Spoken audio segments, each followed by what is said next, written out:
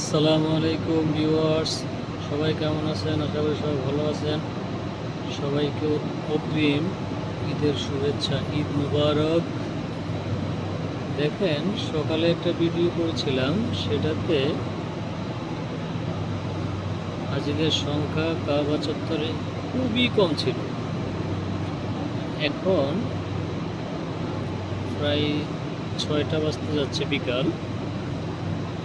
এখন একবারে কানায় কানায় হেরাম চত্বর ভর্তি হয়ে গেছে। আজকে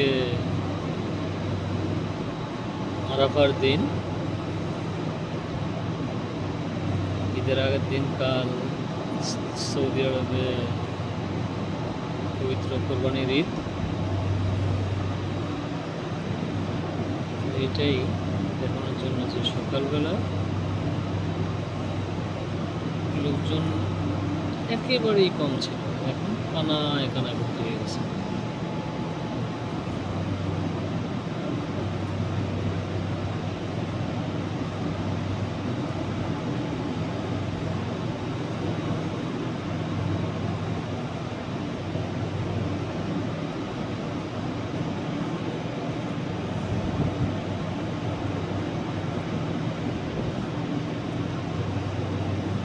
কাবা চত্বরের অবস্থা।